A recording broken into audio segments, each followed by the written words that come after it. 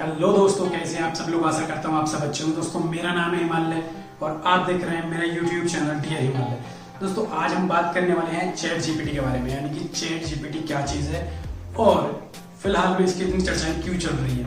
दोस्तों chat GPT दो शब्दों के मेल से बना हुआ है, चैट प्लस जीपीटी। चैट का मतलब है जो हम बातचीत करते हैं व्हाट्सएप या अदर एप्लीकेशन के माध्यम से हम एक दूसरे से जिस तरीके से बात करते हैं। जीपीटी यानी कि generative pre train transformer. Generative यानी कि बताने वाला, प्री ट्रेन जिसको पहले से ही शिक्षा यानी कि पहले से ही ट्रेनिंग दी गई हो, ट्रांसफॉर्मर यानी कि बदलने वाला। दोस्तों अगर हम इन सभी चीजों को जोड़े, अगर हम इसकी एक सिंपल लैंग्वेज तैयार करें तो वो है एक ऐसी मशीन जो आपके द्वारा कमांड देने पर मशीनी भाषा को बदलकर इंसानी रूप में तैयार करके दे देती है। यानी कि अगर आप चैट जीपीटी को यूज करते हैं तो ये किस तरीके से काम करेगी। दोस्तों अगर आप चैट जीपीटी का प्रयोग करते हैं, आप कोई भी अगर इसे टास्क देते हैं जिस तरीके से कि आप मुझे कोई एप्लीकेशन लिख के दिखाइए, कोई कहानी लिख के दिखाइए, तो चैट जीपीटी के माध्यम से आप वह चीज मिनटों में, सेकंडों में कर लेंगे।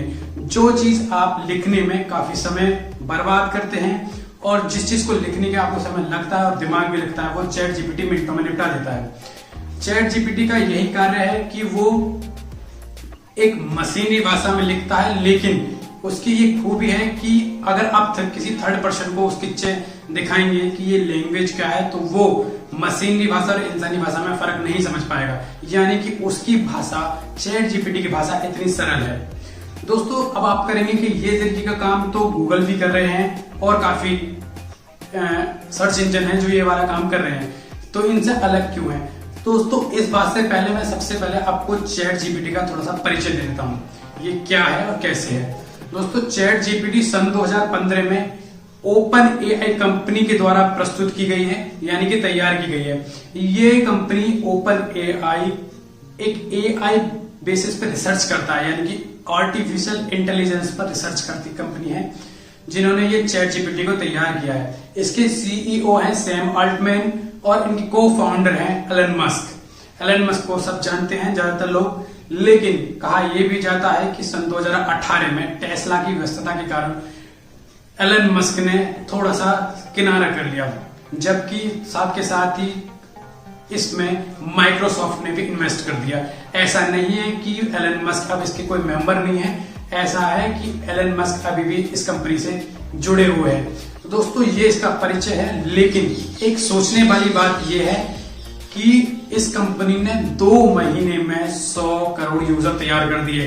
दोस्तों एक सोचने वाली भी बात है, जो मेटा, गूगल, ये कंपनियां 1 साल से लेकर 2.5 साल तक में काम नहीं कर पाई, वही चैट जीपीटी ने 2 महीने में करके दिखा दिया। दोस्तों फिर एक सिंपल लैंग्वेज में आपको समझाना चाहूंगा, चैट जीपीटी ये एक इंसान की कमांड को सुनने के बाद में डॉक्यूमेंट्री उस काम को ऐसे इजीली भाषा में तैयार करता है कि आप उसमें फर्क नहीं बता सकते कि मशीन द्वारा तैयार किया गया है या इंसान द्वारा। चैट जीपीटी अगर आप कंपैरिजन करें गूगल से तो काफी फर्क मान सकते हैं हम।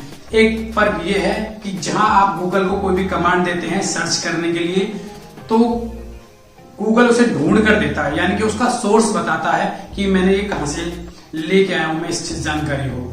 अगर आप चैट जीपीटी के माध्यम से कोई भी चीज पूछना चाहेंगे तो चैट जीपीटी उसका सीधा आंसर देगा, आपको कोई सोर्स नहीं देगा कि ये मैंने कहां से उठाया है, क्या है, कौन सी यूनिवर्सिटी का है या किसी के द्वारा लिखा हुआ है।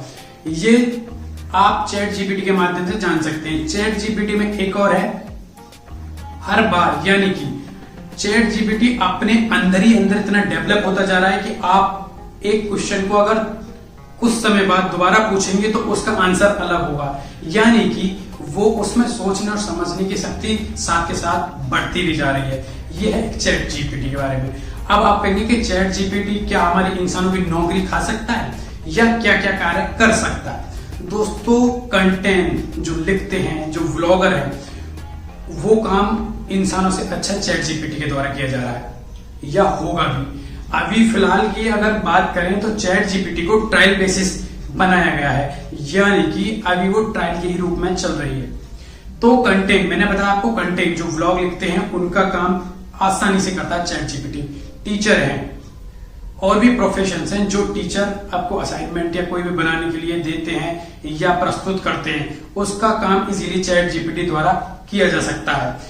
दोस्तों बताया ये भी जा रहा है कि सन 2030 तक जो ब्लॉकबस्टर मूवीज हैं उनकी स्क्रिप्ट भी चैट जीपीटी के द्वारा लिखी जाएगी। यानी कि ये जो ब्लॉकबस्टर आप मूवी देख रहे हैं, जिनके राइटर्स होते हैं जो काफी समय बर्बाद कर करके मूवीज की स्क्रिप्ट लिखते हैं, वो भी चैट जीपीटी के माध्यम से ही लिखा जाएगा। ये बताया जा रहा है सन 2023 तक हो सकता है। चैट जीपीटी के अगर मैं और ज्ञान के बारे में बताऊं तो चैट जीपीटी को जब ट्रायल पर लाया गया है न्यूयॉर्क में यूनिवर्सिटी में, जिसमें बच्चों के लिए असाइनमेंट दिया गया, वो असाइनमेंट स्टूडेंटों ने चैट जीपीटी के माध्यम से लिखा। लेकिन बाद में जब प्रोफेसर या टीचर के सामने हो गया तो वो फर्क नहीं बता पाए कि एक मशीन के द्वारा तैयार किया गया है एक इंसान द्वारा। तो इतनी सरलता इस चैट जीपीटी के कार्य में है।